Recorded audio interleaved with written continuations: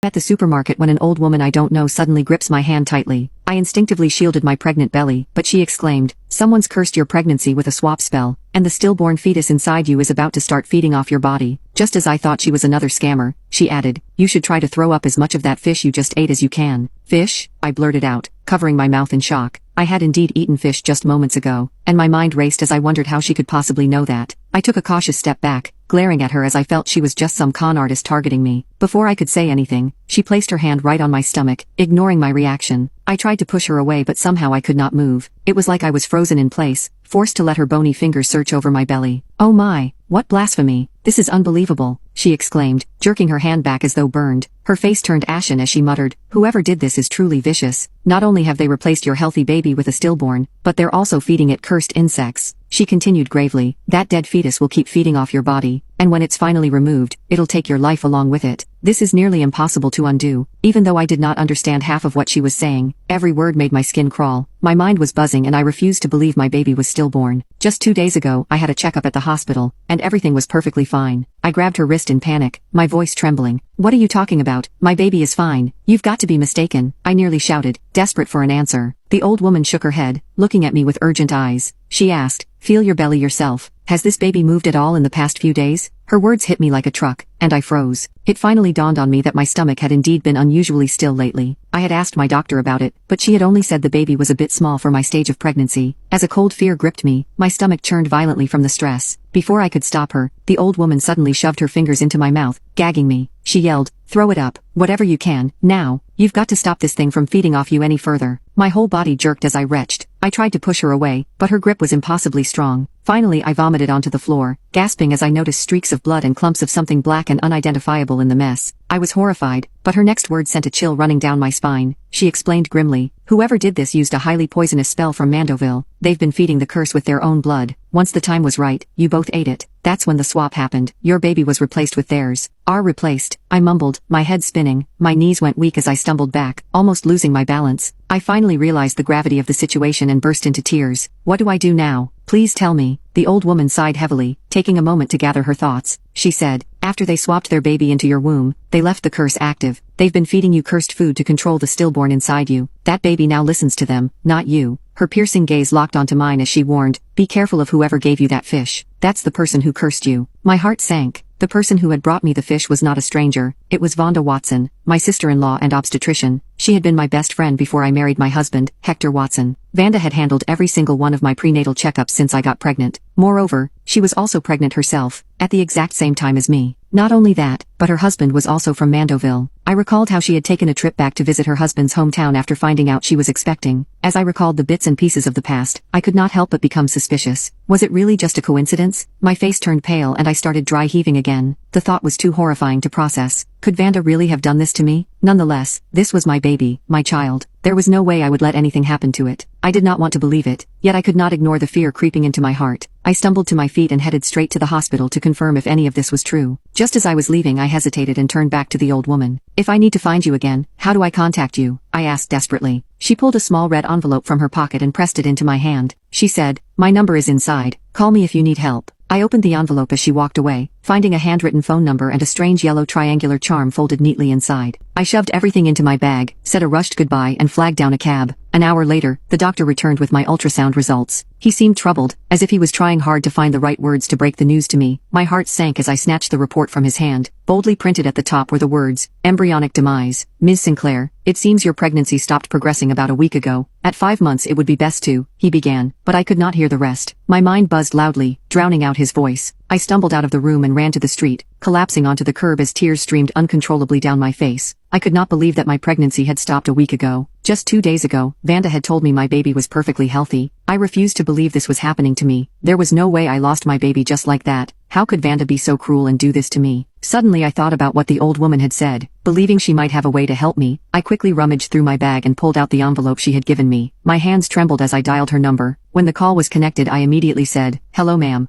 Before I could finish my sentence, she interrupted me. "Prepare $28,888 in cash and bring it to 21, Block 3 Harmony Street." When I heard the amount she was requesting, I was speechless. I feared the old woman might be scamming me, but I had no choice. For the sake of my baby, I had to give it a shot. I wiped my tears and rushed to the nearest bank. Once I withdrew the money, I carefully placed it in the red envelope. Then I flagged a cab and gave the driver the address. My heart was pounding during the entire ride, feeling uneasy all over. I silently prayed that the old woman could really save my child. Before I even reached the destination, my phone buzzed. Seeing that it was Hector, I quickly picked up the call. "Luna, why did you withdraw so much money?" he asked as soon as I answered. I froze, suddenly remembering that Hector's banking app was linked to my account. Of course he would have been alerted about the withdrawal. I hesitated, torn over whether to tell him the truth about Vanda. After all, she was his sister. They had lost their parents at a very young age and had been inseparable since. Instead I stammered, a friend needed to borrow money. I was already near the bank, so I just got it for them." He let out a long sigh of relief. "All right, but where are you? Vanda said you've been gone for hours, and she's getting worried." Just hearing her name made my hands shake, my grip on my phone tightened, and I forced myself to stay calm as I replied, "I'll be home later. I'm just dropping off the money." Then I immediately hung up, not giving Hector a chance to ask more questions. After that, Hector began texting me every 10 minutes, asking where I was. It was strange, he had never been this overbearing before. Eventually, I arrived at the address, a 3-story building tucked away on a quiet street. I approached cautiously, each step heavier than the last. As I entered, the overwhelming scent of herbs hit me. The dim light revealed shelves crammed with jars, some labeled with strange symbols on yellow paper, giving the place an eerie vibe. "Ma'am, the doctor said my baby's been gone for a week," I began, taking a deep breath to steady myself. I quickly recounted the events of the day. The old woman listened, taking the envelope without even opening it. "This money is necessary. It offsets the backlash from breaking the curse. Casting and undoing a curse both come at a cost," she added solemnly. I nodded nervously, my voice barely above a whisper. "Is there still a chance to save my baby?" She placed her hand on my stomach, her expression growing darker. "The spirit of this stillborn has been feeding on the curse for days. It's deeply rooted, but not impossible to fix." Afterward, she turned and pulled a black clay jar filled with dark soil from beneath a small altar. Before I could ask what she was doing, my phone buzzed again. It was a text from Vanda. "Luna, where are you? Come home now. I made you fresh fish soup." Another message came seconds later. "Why aren't you replying? This soup is great for pregnancy. You have to have it." However, I did not dare to respond. A few minutes later, another message arrived, sending chills down my spine. "Luna, I know you're on Harmony Street. I'm coming to get you." I froze, clutching my phone as I slowly lifted my head.